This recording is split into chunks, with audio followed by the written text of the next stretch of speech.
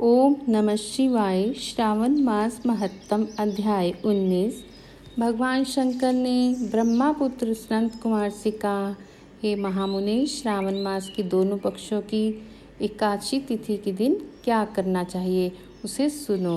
एकादशी व्रत के संबंध में मैंने आज तक किसी को कुछ नहीं बताया है। यह व्रत गुप्त, उत्तम, महान, पुण्य तथा पाप ताप को जड़ से नष्ट करने वाला है। श्रावण मास में किए गए पापों का नाश करने वाला तथा सब व्रतों में उत्तम यह पवित्र एकादशी का व्रत है।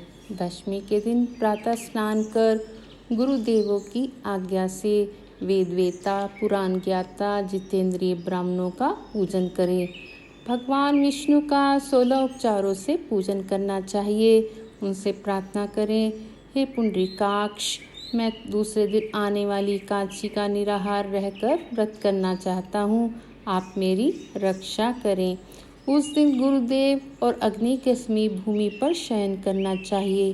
काम, क्रोध और मोह को त्याग कर एकादशी के दिन प्रातःकाल भगवान विष्णु में मन लगाकर श्रीधर का जाप करते रहना चाहिए।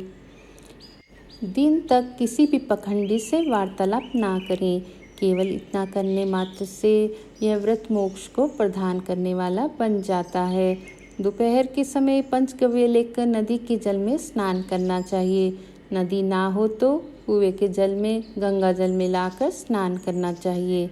भगवान सूर्य को नमस्कार करके भगवान विष्णु की शरण में जाकर वन के अनुसार सब कार्य करके अपने घर को वापस लौटना चाहिए।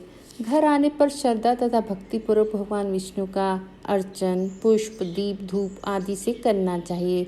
रात को गीत, वाद तथा कथा सुनते हुए जागरण करना चाहिए। फिर कलश स्थापन कर पंचरत्न और स्वर्ण को कलश में डालकर सफ़ेद चंदन से पूजा कर कलश को 2 सफ़ेद कपड़ों से ढक देना चाहिए।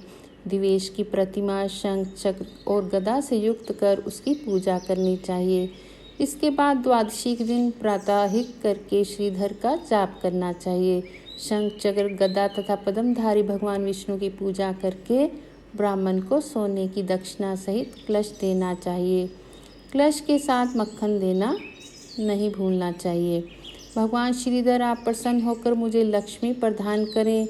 इस प्रकार उच्चारण कर श्रेष्ठ वेद पाठी ब्राह्मणों को भोजन कराकर अपनी सामर्थ्य के अनुसार उन्हें दक्षिणा देकर विदा करना चाहिए। अपने नौकरों को भोजन कराकर गौ को भूसा देकर स्वयं बंधु बांधवों सहित भोजन करना चाहिए। इस प्रकार शुक्ल पक्ष और कृष्ण पक्ष दोनों तिथियों के व्रतों का विधान एक समान है। शुक्ल पक्ष में श्रीधर और कृष्ण पक्ष में भगवान विष्णु जनार्दन कहे गए हैं। अब मैं तुम्हें द्वादशी के दिन भगवान विष्णु के निमित्त पवित्रारोपण के संबंध में बताता हूँ। हे तात, इसका अधिकारी कौन है यह जान लेना भी आवश्यक है। ब्राह्मण, वैश्य, क्षत्रिय, शूद्र और सब धर्म स्थित जनों को भक्ति द्वारा पवित्रारोपण करना चाहिए। स्त्री तथा शूद्रों को केवल नाम मात्र द्वारा श्री हरि का पूजन करना चाहिए। सतयुग में मणि का, त्रेता युग में स्वर्ण का, द्वापर में रेशमी तथा कलयुग में सूत द्वारा पवित्रा का निर्माण करना चाहिए। सन्यासियों को मानसिक पवित्रारोपण करना चाहिए। पवित्रा को बांस के पात्र में रखकर उसे सांप वस्त्र से ढककर भगवान श्रीधर के सम्मुख उसे रखकर कहना चाहिए, हे प्रभु, मैंने अपने किर्यालोपार्थ पवित्रा को ढका है। हे देव, मेरे काम में विघ्न ना हो। हे नाथ, आप उस पर दया करें। आपको मैं इस पवित्रा द्वारा प्रसन्न करना चाहता हूँ। हे दिवेश, आज से लेकर वर्ष भर तक वर्तनाशक काम, क्रोध आदि ना हो। आप तब तक मेरी सुरक्षा करें जब तक मेरा व्रत पूर्ण हो। कलश पर बांस के पात्र में रखे पवित्रा की नम्रता पूर्वक इस प्रकार प्रार्थना करनी चाहिए, हे पवित्रा, 1 वर्ष तक किए अर्चन से प्रसन्न होकर आप विष्णु लोक से यहाँ आई हैं, अतः आपको नमस्कार है। हे देव, विष्णु तेज से उत्पन्न रमणीय तथा पापनाशक सब इच्छाओं के प्रदाता आपके शरीर में पवित्रा को धारण करता हूँ।